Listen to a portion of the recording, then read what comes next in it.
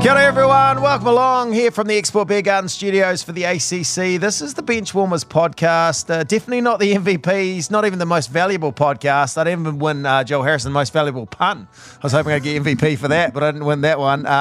We really are the team that should have been eliminated from the playoffs, but we're here for some reason. Joel Harrison, you're back with me. We talked last week about your first game of social basketball in years. It was a dream as well. It was. Was it a dream? I think we might have gone a little bit too hard in the grading match as well, so it's probably going to be all downhill from now. But we got like a 50-point win. Did you? Yeah, I put up almost got a double-double, quite a few rebounds, which is what I'm there to do.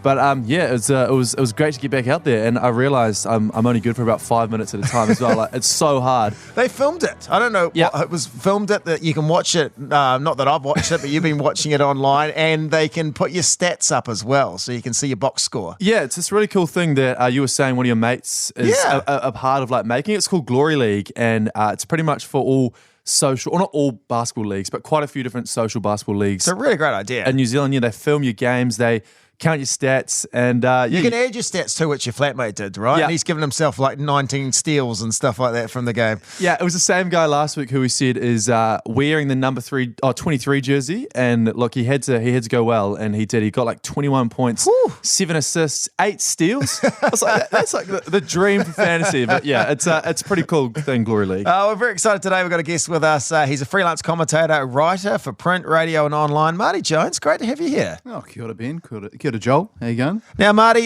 you're a mate of mine. We've known each other for a while now. We kind of met when you were working for a record company. You were working with a lot of very cool people. Mm-hmm. Yeah, not me. That wasn't the saying angling at me. That was saying, celebrities would come over as well. It wasn't all your job, right? But you hung out with some amazing people, right? Oh, yeah. It's it was a while ago now, but regularly like things come up, and I'm like reminded someone will pop up on TV, and I'll be like, oh, I worked with them. Yeah. It's quite strange, yeah. We went across, I was lucky enough to interview Ed Sheeran with you. One of my finest moments when I interviewed Ed Sheeran, I did a silly little gag where I pretended I'd stolen some stuff from his hotel room, little bottle of gin, and then he made me drink it. And I can't believe I'm such a lightweight. I think we've got the audio around here. I got a little bit drunk in front of Ed Sheeran. We're going to see him naked walking through the corridors of the hotel later. A little bit queasy right now. He had some pretty sweet... a little bit drunk with Ed Sheeran right now.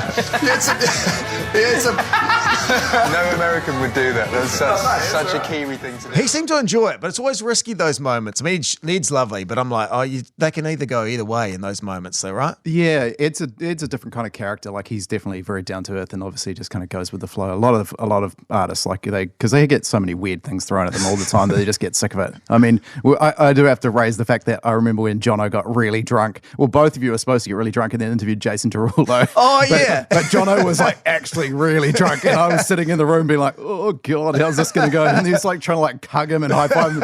Jason Derulo was like, what is going on here? What was that? That's right. That was a segment that we were going to do called the drunk interviews. I don't think it lasted. I think that was it. Didn't really go into that one went to telly, but in the end, I don't think that one really. There's some broadcasting standard just issues, I think. Not only that, but interviewer kind of standards as well. Yeah. Now, you're a big lover of basketball, and you love the Philadelphia 76ers, and we get you on the podcast. We've been meaning to do this for ages. And then yesterday they win. It's a bit of a shock win for a lot of people, maybe not for yourself. And then Joel and B, just news coming through MVP. Of all the weeks to get you in here, it's a week you can come in and brag. Ben, I'm high on cheesesteak fumes. That's what I'm running on, cheesesteak fumes. And I tell you what, yesterday it was like a roller coaster of emotion.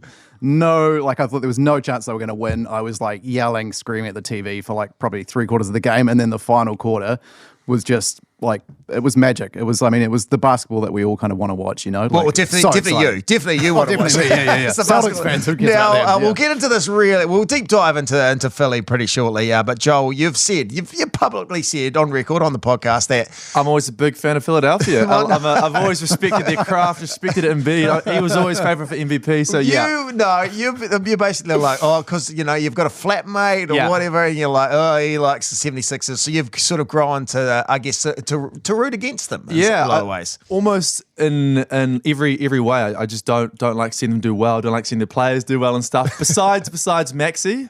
Maxi Pad, he was on my fantasy team this year, so I was rooting for him. But you got to give credit to them. They're looking good. It's surprising, Joel, because to be fair, I mean, Joel Embiid is an ultimate troll, and you were just trolling me on email earlier today about him winning the Was he MVP. already getting into it? Yeah. He trolls a lot of people as well, eh? Yeah. He definitely trolls a lot of people. Now, Marty, before we get into the starting five as well, from your music, your music days, bringing artists across, there was a bit of a double booking this week in the NBA. The Celtics had to go back and play in Atlanta, and it was the same night that Janet Jackson was meant to be playing, and poor Janet Jackson had to reschedule, and even after the game, Jason Tatum, he apologized. You're officially moving on. You're facing the Philadelphia 76ers. What are you looking forward to out of that series? It's going to be fun. It's going to be exciting. I want to enjoy this one right now. I want to send an apology to the legend Janet Jackson. We were supposed to close it out in Boston. She had to postpone her show. I hope she see this. I apologize for that, but we got it done today. Yeah, he could have gone with "I'm sorry, Miss Jackson." That would have been the cooler thing to say. I would imagine. But as a music person, how would you feel about that? If you've got and a basketball lover, you'd be torn, right? Well, I think it actually speaks to like the Celtics' biggest problem is overconfidence. They thought they were going to close out and they didn't. And I mean, it's just crazy that the venue thought that like they were so certain the Celtics were going to win. That was Atlanta too, right? It wasn't even it was Atlanta thinking, well, our team's not going to, let's be honest, we're not going to be there. So it didn't happen. Now, we're hearing a few ads for this podcast. It's been popping up on other radio stations, which seems like a huge waste of money and resources. I think it's a great. Don't tell people that. I think it's a good way to get the podcast out there, get people into basketball. Everyone's loving basketball. It's the most beautiful time of the year. So. It's great. You're right. ZM, ZB, other radio stations that this iHeartradio, this podcast is associated with the ACC. I've heard ads for ourselves, and I keep hearing it all the time. I'm like, are they mocking us? Are they mocking us, Joe Harrison? Have a listen. Bunches, the ACC Benchwarmer Podcast is the perfect assist. Ben Boyce, Joel Harrison, and any other so-called basketball expert they can find are your go-to underqualified source of weekly updates from the NBA, fantasy, and local basketball leagues. Download the latest episode from iHeartradio. The Benchwarmer. Yeah, so underqualified, and you're a so-called basketball expert today, Marty. Of course, yeah. You've been roped into this. All right, let's get into the starting five. This is the starting five for the Benchwarmers. Y'all ready for this? We're in the second round of the playoffs, so we might go through some of the big stories right now. Let's start with the Bucks. So the Bucks have gone. It seems like a lifetime ago, but it was this week. In the words of Susie Cato, see you later. They've gone. A huge shock for the Bucks. Were you shocked by that one, Joe? I was shocked. I was stoked though, as a Heat fan. Every time the playoffs come around, I really start liking the Heat a lot more as well. But I was stoked, and Jimmy just turned it on so good. Bucks are gone like a murder mystery. The Butler did it. And so quiet you could hear this. He was saying, Jimmy Butler at the end of the game. These Bucks fans are stunned. I'm stunned. It is so quiet you can hear a number one seed drop. Yeah, the number one seed have gone, Marty. You're surprised. I mean, the Heat, you can't count them out, but that seemed like a big upset. Massive upset. I mean, considering the Heat lost to the Hawks in the play-in, like it was crazy. But I mean, Jimmy Butler, like that guy he's a tyrant. Like you don't want to piss him off. I noticed as well too. I read this during the week. All animal teams have been eliminated. So no Bulls, no Grizzlies, no Pelicans, no Hornets, no Hawks. But any team with an animal is gone. So from the playoffs. That's a very good stat. That's good. That played to me. I also saw one as, I guess you're an animal guy. I'm more of a numbers guy. I saw that it's the first time like ever that every single seed has got through to the second round of the playoffs. So there's the 1, 2, 3, 4, 5, 6, 7, 8 across East and the West, which is pretty cool. Which is amazing, but it also means that 1, 2, 3, 4, 5, 6, 7, 8 have been knocked out as well. So one of each of the seeds have gone through, which is a pretty incredible stat. I mean, Jimmy Butler, as you said, he's amazing, Marty. At the end of that game, they had a different play drawn up. I think the coach was going to give it to someone else. Jimmy Butler's like, nah, I'm the guy. I mean, that's confidence that I don't have. I mean, it's upsetting for me as a Philly fan because we lost him. We had him, we lost him. Like that was the closest we came to a title so far. And when I see him play, like I love it because it's so exciting. But also, I'm like, oh. I was going to ask you about that because obviously that seemed like a real fork in the road for Philadelphia, right? They had a team. It was a pretty stacked lineup, and they had Jimmy Butler, and then they had Ben Simmons, who was playing very well at the time.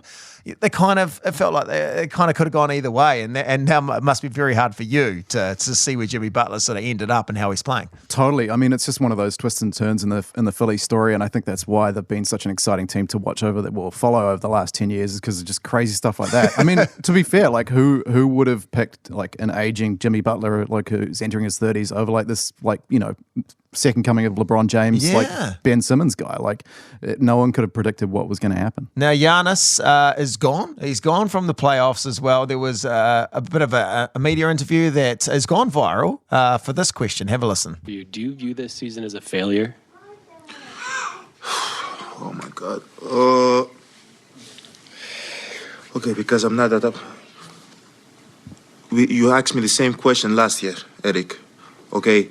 Do you get the promotion every year on your job? No, right? So every year you work is a failure. Yes or no? No. Every year you work towards something, towards a goal, right? Which is to get a promotion, to be able to take care of your family, to be able, provide the house for them or take care of your parents. You work towards a goal. It's not a failure. It's steps to success, you know. And if you've never, I don't want to make it personal. So there's always steps to it. It's really interesting. So it's kind of divided the internet. I mean, he probably just wanted to say, Eric, whatever his name is, shut up, mate. But he didn't. He kind of gave it a good answer. I've kind of seen good arguments either way on that one. A lot of people saying, you know, if you're taking that, you know, mentality of like it's the number one team, he's probably one of the top players, they should be going through. It is a failure. But on the other hand, he's sort of positioned it as it's not. What's your thoughts, guys? It was probably actually Eric Spoelstra, the Miami Heat coach, asking that question as well. Eric's coming to ask. He's like, was it a valid? But no, it's you see on the internet, there's so many trolls like you commenting like, I love Giannis. You're the troll. You're the troll. Giannis has gone home crying himself to sleep. Giannis is crying in the car and stuff. But look, it was a very good thing, and everyone's comparing it to Kobe's speech back in the day, saying that failure in sport isn't a thing. There's just steps to success. But I don't know. I was happy as a Heat fan. I love Giannis. What did you think? I guess when you look at the season, the team they've got, it was a bit of a failure, even though I can see it justified as steps to success. Pretty insightful, I think. I mean, I love Giannis. Like, I think he's such a fun, like, fascinating player to watch. Like, he's got such an interesting perspective on things, and I think that was cool. But I mean, obviously, the season was a failure because, like, but I mean, ultimately, like, it's going to lead them to kind of learn and do better next year. But I mean, he was injured. Like, it's a difficult position, and then the Heat just came in and just torched them, you know? That's the thing. He was out of those first couple of games, I think, in that series as well. And then he sort of came back and he didn't quite look like the Giannis that we know that can dominate. So I'm sure they'll be back again and they'll probably be taken out.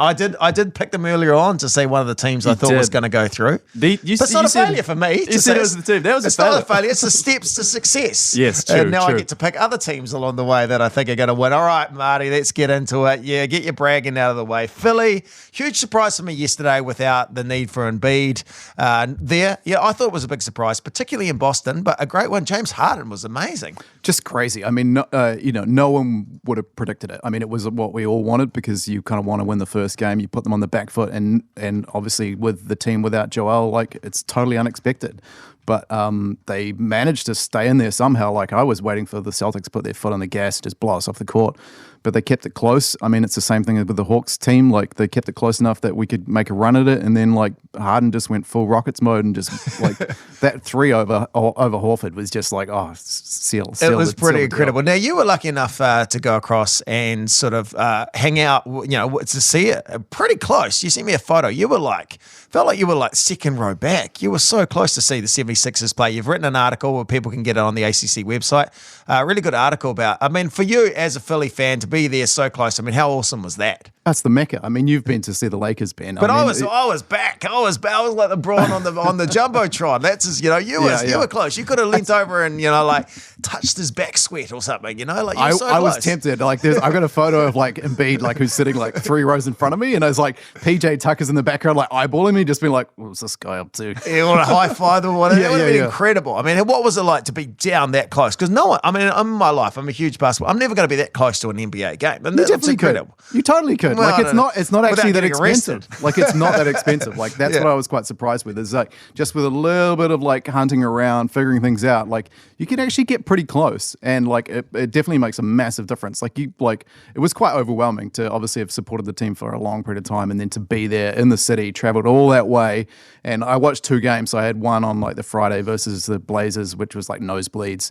And it's kind of like you're just watching it on a big screen. Like, it doesn't really serve a purpose. But then once you're close to the action, like suddenly it's like you're kind of like right there. You know what I mean? Like, if you've been to a Breakers game or something like that and you're close, like you just feel like much more part of like the excitement. And you're also worried you're going to end up as a meme or something because the ball's going to hit you in the face or something. So you've got to pay attention at all times. What's the one big takeaway you would take away from that thing? Like, is there one thing you were like, I'm that close, I'm seeing the NBA? What was one big observation? I think like if you like the NBA and you've got a team that you want to support, go and do it. Like, go and see them play. Like, you know, especially if they're like a West Coast team and it's like LA or San Francisco, like it's easy to do. Like, and it doesn't actually cost that much, and it's a once in a lifetime experience you'll never forget. I have to ask, so what you said you supported the 76ers for the last 10 years. Like, what got you into supporting the team? Because they were, 10 years ago, probably one of the worst teams, if not the worst team of NBA history. Like, troll, they're all trolling. They had the 9-73 season, was it? And then, how did you get into supporting the 76ers? It was actually 20 years ago. Yeah. When I was in uni in Hamilton, there was exchange students from Philadelphia, and that was when it was the Iverson 2001 finals. Gotcha. So Iverson was right. Yeah. And then since then, I kind of paid a little bit of attention, but it was literally 10, 11 years ago. They were in the playoffs then in 2012. Yes. Yeah. And they got through to the second round, and they faced the Celtics, who went on to win it. So in Philly as well as seeing the basketball, what's the city? I passed through, I stopped off, and I ran up the rocky steps, and I did the thing. And all the tourists are running up the stairs and doing that rocky thing. I mean, that's pretty much my only experience with Philly, which seems like an amazing city. I mean, there's the food, incredible. What else is there? Well, I mean, it's such a historic city in terms of the states. Like, I mean, it is the kind of the founding city of where the United States was born, and all the history is incredible. Obviously, there's tons of cheesesteaks, and eating one of those, it'll last you for you'll have sustenance for days. Oh, really? They're so big. They're so big and crazy. Yeah. But obviously, in the arts and culture and stuff like that, they've got so many amazing artists, the Roots, Pink's from there, crazy, amazing, kind of influential people are from Philly, and it is. And Kevin Hart's from there. Yeah, I know. Can you also confirm to me in West Philadelphia that on the playground there's a lot of people up to no good? I've heard that rumor as well. I didn't go to West Philadelphia. Okay. I wanted to escape with my life. So, But that's what I've heard as well. Now, as I say, Philly are pretty incredible, especially with Embiid coming back as well. Are you confident now? Are you confident? Are you thinking that they can go all the way? Because the Celtics, as second round matchup, is tough. Well, I think that game 1 win, it gives us a little bit of confidence. And I think the Celtics, taking so long with the Hawks, gives us more confidence. And it does sound like the locker room is a little bit kind of mixed up in Boston. And I mean, Harden telling everyone, I loved it. He was telling everyone to get off the court, stop celebrating. That was pretty cool at the end of the game, which is pretty cool. That's the mindset. They're in a good mindset. They seem like a really together team, and it's. Philly's had such a weird history, in terms of the Sixers, over the last 10 years. The craziest stuff has happened. And it feels appropriate for this team to kind of go through in such weird ways where Embiid's out and then Harden comes back and then we win game 1. So many crazy things that something feels like it's in the air, you know? And so he's in the air. Harden, a lot of people saying online, Joel, that Harden wanted to go to the nearest club. He was like, hurry up, guys, get off and celebrate. I've got a strip club I need to get to. I also saw quite a few people saying it's good that Harden's got his one good game out of the series out of the way. I don't know. But were those people you saying that? No, it's my other friends from my flat who hate Philly as well. But no, I think it's cool. And I reckon the hate... MVP'd is what they're saying online too, Joel. MVP'd. The Heat and the Knicks they've cleared out the Eastern Conference. Surely whoever wins out of the Celtics or Sixers should go through with ease, because we're actually also watching this game kind of at the time we're recording, and it's pretty low quality basketball. Everyone's just going. There's not even any. Seriously trolling them. Jimmy Butler's not playing. I don't know. I'm watching Miami play at the moment. They're up against the Knicks in game 2, so we'll keep up to speed with that. All right, a starting 5 because Harden played so well yesterday. Yeah. Of best beds. Okay, starting 5 of Beards. I'll give you names. You guys decide the starting 5. Now, these are not people that are Harden. He's there. He's one of the 5. Okay, but the rest are non-basketball. So just based on Beards alone, you've got Hagrid, ZZ Top, Letterman right now. You got the likes of Abe Lincoln, Santa, Gandalf, Forrest Gump running, Chuck Norris, Papa Smurf, Mr. T, Wolverine, Dumbledore, and Jafar. Who are we putting in the top 5, starting 5 for Beards with Harden? Oof. I'll make a combination of one. I'll combine Tohu Harris with Hagrid. So Tohu Hagrid. Hey, that's you can't. I've given you the options. You can't bring someone from the one New Zealand Warriors. How many times can you get that into the basketball podcast? That's a new nickname that ACC is running. So we'll go with Tohu Hagrid. He's going to be in there somewhere. So Hagrid's in there as well. Harden. Who else do you like for Beards? You got to put Santa. Santa's in there. Yeah, I think it's Santa as well. Abe Lincoln. Okay, well, 4. And I reckon Forrest Gump running was a pretty good beard. They're running Forrest Gump. True. Yeah. Iconic. All right. Now, I got mocked I think it was last week by you, Joel, which is funny that you'd mock me.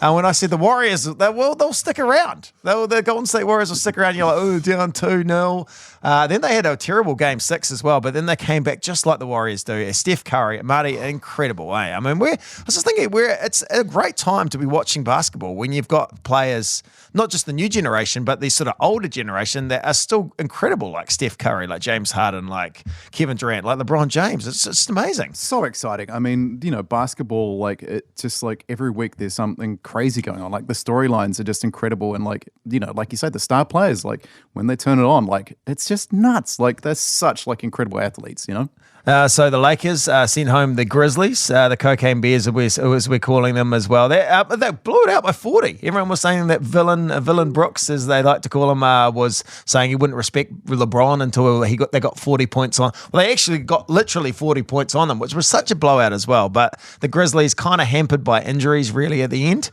Yeah, and now it's weird because I'm seeing all of the Twitter sphere that apparently they want to get rid of Steven Adams. They're looking to trade him so they Steven Adams? Yeah, that's what I just recently came out. I saw that today. I saw Dylan Brooks was maybe not coming back. Yeah, they were trolling him. There was a very, very funny clip on it was some show that Shaq is on, and they were predicting what team Dylan Brooks is going to be going to next, and they reckon he might be heading to China, which is rough. Taking me out of the Breakers. I reckon it'd be amazing. I know, yeah, maybe. If you listen to this clip here, it's quite funny. That was Shaq. Was that Shaq trolling predicting him? Where Dylan Brooks is going to go next? Really? Yeah. I mean, I feel like every team needs someone like Dylan Brooks. Like a Draymond Green, like someone who's just going to go on there and roll up. And it doesn't always work. They're going to be good, though. Well, they're going to be good. Well, like there's a difference between like someone that's just aggravating people and someone that's actually doing something. Right. Like, So you think I reckon Marcus Smart is like, that's the guy you want. Like he's good. Yeah. But he's annoying. But he's not like Pat Bev annoying, Gotcha. As a Lakers fan, can I just say, can Kyrie Irving come to every game? Even if he doesn't play, can he come to every game? Because D'Lo had the best game ever. And I feel like maybe that was a bit because Kyrie was in the audience and maybe like he could be the guy that would get replaced. But that was pretty incredible. So I'm like, bring him along. Jack Nicholson can be there. He came back. But but Kyrie would be great. I know. And it was like D'Lo and Vanderbilt, they were just leaving them open and they just hit so many threes, especially in that third quarter. It was good to see the Lakers doing well. I'm worried though. I'm worried. The Warriors. I'm worried. It's a good matchup. It's a good matchup. Like I think it's going to be so fun. I mean, LeBron versus Curry. Curry, like, and the Warriors seem to finally be like, oh, we could probably win another championship. Yeah, Looney's which is playing weird. Incredible. Steph Curry's just shooting the lights out. I mean, it's going to be pretty. If Anthony Davis steps up, it's going to be a pretty amazing series. It's on in a couple of hours, but I'm worried. All about AD. It's all about AD. It does feel like it's all down to AD. The Heat, as we said before, they just keep rolling after scraping into the play-ins, as you said, Marty. They bet the Knicks first up as well, but no Jimmy Butler today, and it doesn't seem to. There's so many injuries, the Heat. I know, yeah, and in that game 5, I think in overtime, because Bam got fouled out, Kevin Love got fouled out, Kyle Lowry got fouled out, and Jimmy Butler was there playing with the team. Was like Max Strus, Caleb Martin, Gabe Vincent, and Cody Zeller, who all 4, I believe, were undrafted players as well, and they still got there. They're just not making any excuses. getting on with it. You love to see it. Jack Harlow was there in New York as well, the rapper, and he said that Kyle Lowry and landed on his lap, and his tush was amazing. Everything, everyone talks about his tush. He said it was incredible. It was soft, but he's been playing well. I mean, he's kind of stepped up as well. I mean, this is a great matchup. The Heat versus the Knicks. If the Heat take this one out, can you see them going all the way, even with all the injuries, Marty? I mean, I think if they match the Sixers, I mean, there's a chance there because the Heat's a bit of a bogey team for the Sixers because obviously Butler, like he's got grudges and he wants to kind of like revenge on them, you know? So, yeah. But if the Celtics get through, I think the Celtics could probably power past them. I got sent, as you get sent these things, these emotional Instagram for you things. It was about Jimmy Butler, actually, his story.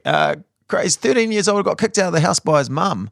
And he was basically homeless. He's just bounced around from place to place for a while, trying to, working out what to do with his life. And a friend who he played basketball with, his mum sort of took him in. He had 7 kids, took him in as well. And now he's kind of refers to her as her mum and kind of helped him to be who he is today, which is pretty incredible. Maybe kind of one of those, like when you watch the soldiers come back from war and the dogs come up, one of those emotional sort of things as well. It's like, this is emotional. I mean, we all know who his dad is. Yeah. Well, that's the rumor, Michael Jordan, right? That's what they're saying. I didn't know that until I read that in the comments as well. He's got the Jordan attitude. You reckon that Michael Jordan might be the love child of the... I don't know. I don't know. I feel like we need some DNA tests like Lizzo would say. Okay, Heat or Knicks?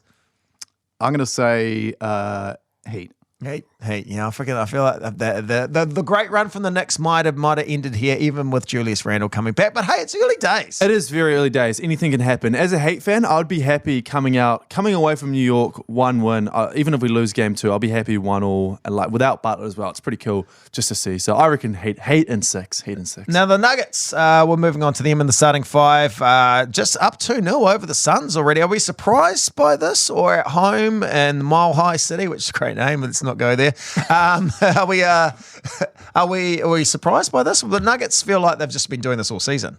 Yeah, I mean, I think the thing is that the Suns have got no depth. They're playing their star players too long, and like it doesn't look like they've got any sort of system for like integrating like Durant and stuff like that. Like I watched a few of their games, and you're like, is Kevin Durant even on this team? Like, it's quite weird. Like, you know what I mean? Like, he's the star player, and he's like sitting on the corner, like waiting for a 3. You know? And Chris Paul as well. I think he's out. I think he'll be here for the rest of the series. Yeah, well, he's coming back in game 6, I think it said, which is a massive loss for them.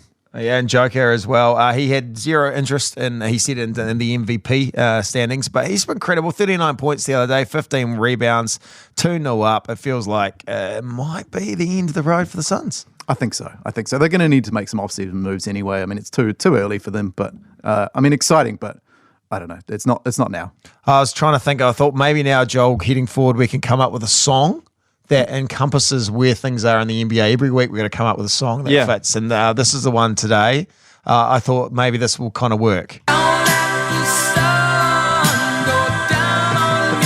The sun's going down. So there we go. Don't let the sun go down on me. That's the song for this week. Next week I'll come up with another pun song to basically say where things are at. Yeah, last week was Runaway Train for Jalen Brunson as well. So that's a good idea. Keep doing that. All right. Just quickly before we head on through, the Tall Blacks announced this week they're going to be playing against, how cool is this? The USA in the first round of the World Cup. Steve Kerr's going to be coaching the USA team. Pretty incredible for New Zealand players to be playing against the USA. Totally. And I mean, I think the Breakers are potentially looking at like an NBA like matchup again. That's awesome. I just think, basketball in New Zealand is growing like exponentially. Like it's crazy. Like, and I think the more of this kind of connection we have to like the world of basketball as a whole, like it's just going to create like an amazing, setup here in New Zealand for players. It's a shame that it looks like Stephen Adams once again won't be playing though. Like, he's injured at the moment. It's not by personal choice. Yeah. But it's like, will he ever play? I hope so. He keeps saying one day. You hope so. It's weird. I don't know. He just do it. Yeah, well, but especially at this point in his career. There's a lot on the line, though, at the same time, to be playing. I mean, it's still representing your country, but then, I mean, if like LeBron James and like Kobe and stuff like that can do it, like he can do it. Yeah, well, that's just true. The next game of the Tall Blacks, they've got they play USA and then they play against Jordan. I presume that's just Michael Jordan. Is that he just come out and takes them on? It's a team of Jimmy Butlers. 1 versus 5 players as well. The TAB bet, we need to make that before we head into the stat bunker. TAB, good punt. The good punts now last week didn't work out. I got excited because I thought it was Jason Tatum to score 30 points or more. Yeah. And I was like, hey, he's got 30 points. And you're like, no, it was the highest in the game. I know, yeah, it was the highest in the game. He got 30 points. Trae Young also got 30, but Jaylen Brown, out of nowhere, 32 points. So once again, not really not out of nowhere, but but like he went on a really good run in the fourth quarter as well. But yeah, it's an interesting one because it seems like everything we bet on doesn't happen. So maybe this week we go like 76ers to win the series. Just to troll Marty. Now, Marty, okay, well, you can help us shape this week's bet. All right. We've got a game 2 coming up. What are you thinking? Are you thinking anything we could... of course, it's going to be in Boston again, which is going to be tough. Embiid, is he going to be back?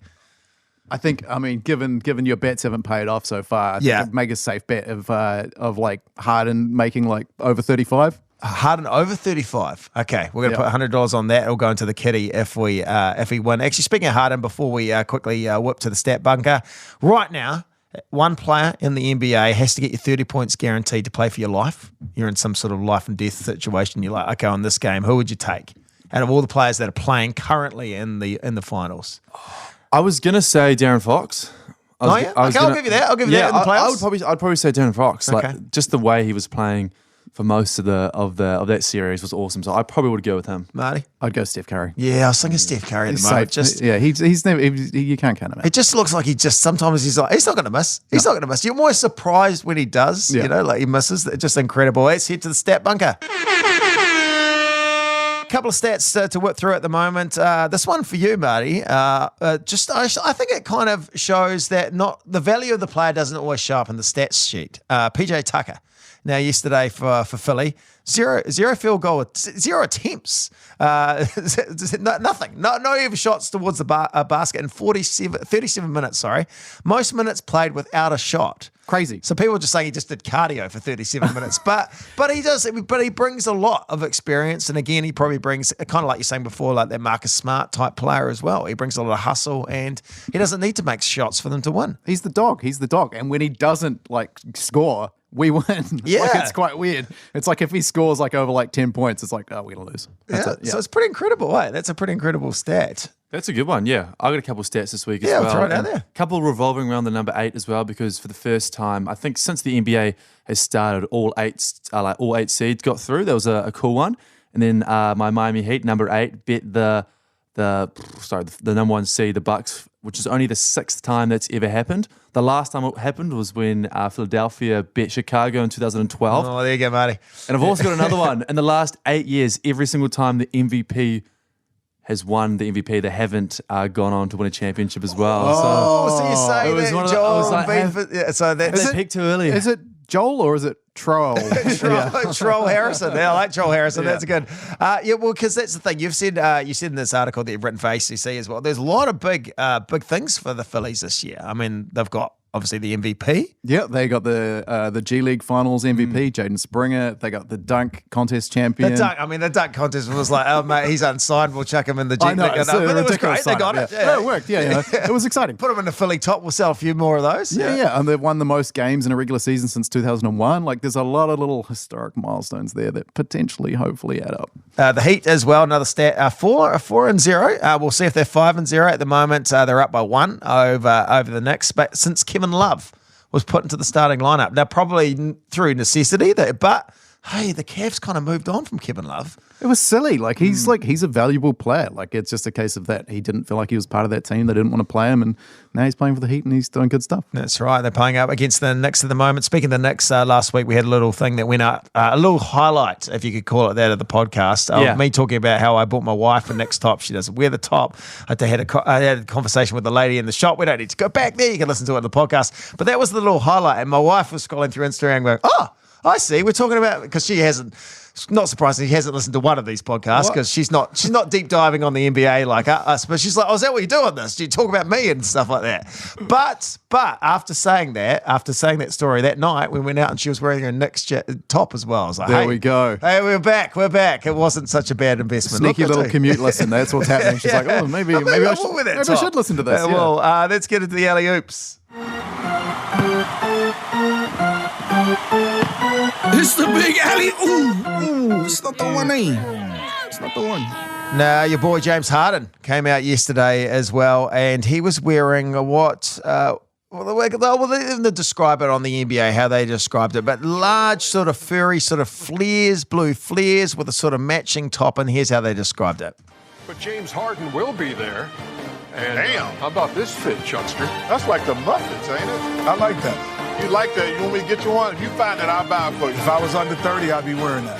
What'd you say it look like the Muppets? Like on the Muppets. He's a walkway. He's a runway model. Well, you look like, I think they got in the end, they were like, oh, he kind of looks like Cookie Monster, which is Sesame Street. Sesame Street as well, with the thing. But James Harden said, look, I can't be at the Met Gala because I'm playing playoffs, but that was on yesterday. But I thought it looked kind of cool. He can kind of pull it off. Yeah, he kind of looked like he was wearing like a shag rug from like the 70s or something, you know? Combined with a Sesame Street character, you know? Yeah, it was pretty incredible. If there was a Met Gala for NBA players, or who actually there yesterday, but I would think you'd go the fashionable players and the likes of Harden, maybe Kuzma as well. They're pushing boundaries. Russell Westbrook as well. They'd probably be there, wouldn't they? He was there. Westbrook was there, yeah. Oh, was he there yesterday, was he? He was there. He was wearing like kind of quite like a modest outfit, you could almost say. Well, compared to like giant cat outfits. Yeah. Oh, yeah, Jared Leto was wearing that. Even for Westbrook, it was pretty modest because like sometimes Westbrook, you're like, what is that?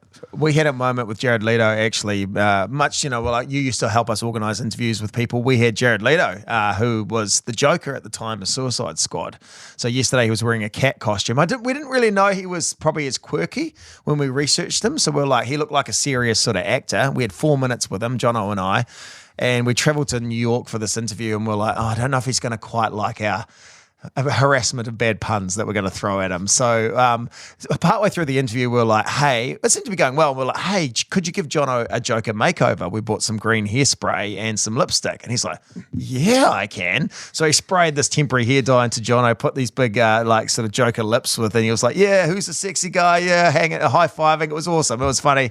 Had a laugh. We left, and Jono and I were like, that went so well. He liked us. It went great. And then we got this tap on the shoulder from this American lady outside, just telling. You ever get an adult telling off, and you know when you get told off as an adult, going, what was all that? You're like, we were just, and you were like, and then Jono still had these Joker lips that were facing upwards. And then she was like, you think this is funny? And he was like, well, no, but my lips are still facing upwards as well. I feel like that's happened a lot to you, to be fair, Ben. Yeah, people outside the room after you've done an interview come out all hot. Like, that was great. And you're like, she was like, you were so glad that he liked it, that he enjoyed it, and it came out well. Otherwise, you'd be sent home right now. And we sat in the corner, and I had wet wipes, and I sort of mopped Jono's head for like 10 minutes.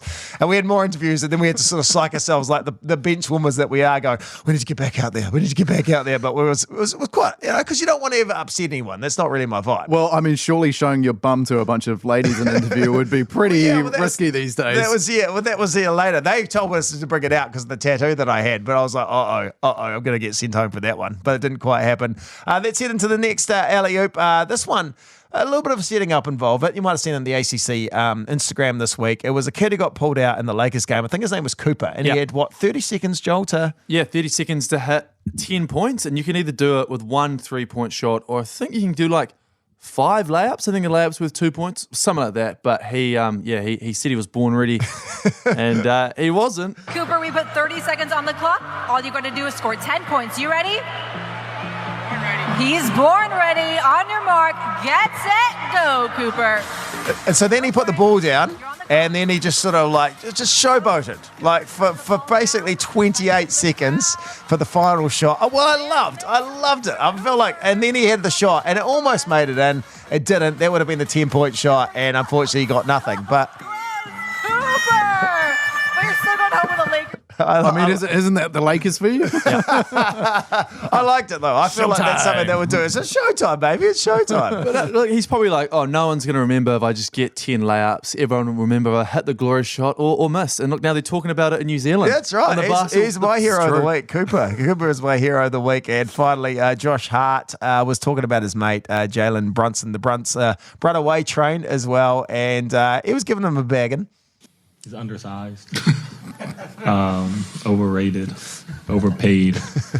But yeah, he's a star player. He showed that. They two seem like they get on really well. And as I think I heard on another basketball podcast better than us, it was one of the big the big picks, really, to get him. It kind of like went unnoticed to get Josh Hart across to the Knicks, but it's been actually really, really good.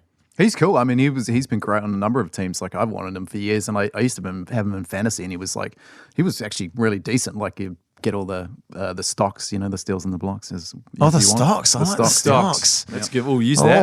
I'll be taking that. Get all the steals and the blocks. He was also eating chicken wings as well during the press conference, and he got told off by Jalen Brunson.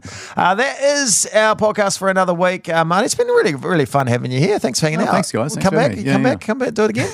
Yeah, well, let's wait and see how the Sixers and Celtics series goes before we decide that. I think before we go, we need a bit of a prediction from you. Like, what's going to happen? Who's going to win the East? Who's going to win the West? And who's going to go all the way? Just get it on the record. It's tough. Like every time we've done this, we've been way off the mark. So, hey, it's putting a lot of pressure because every team can beat any team. So that's the hard thing. But obviously you're taking Philly. You've got to back them, right? I'm going to go with my heart. So I'm going to say Warriors in the West. Yep, probably. Yep, and I'm going to say Sixers. Why is your heart saying Warriors? Why isn't your head saying Warriors and your heart saying the Lakers? Well, the Warriors actually are a Philly team. So they started in Philly and then they moved to San Francisco. So they're my other team. Yeah. Okay. So every time I'm crying myself to sleep because the Sixers suck, I can be like, thank goodness the Warriors have all those championships. Okay, so Warriors, Philly. That's what you're thinking, and then Philly taking it out. If Joel's healthy, we can take. Is Joel going to be healthy? Is he coming back? $1 million question. Who knows? Ask a doctor. There's 1 million of them on the internet, apparently. Well, true. Everyone's a Google doc. So many injuries. Hey, that's the thing that's going to be really the key to, if Jimmy Butler doesn't come back for the Heat, is that going to be, He'll be back, mate. Don't worry. Just rolled his ankle. No dramas. He should be playing tonight. You're still back in the Heat to go all the way? Heat all the way. Probably, sweep the Sixers in 4, and then, maybe a Heat Lakers final. Heat just get up in 7. That'd be the dream one. Well, I don't know if the Heat get out. Just the Lakers. Come on, the Lakers. Will this podcast survive that? No, we'll be back next week. We're going to implode. Have yourself a great week. Enjoy the playoffs. We'll be back again on the ACC for more Benchwarmers.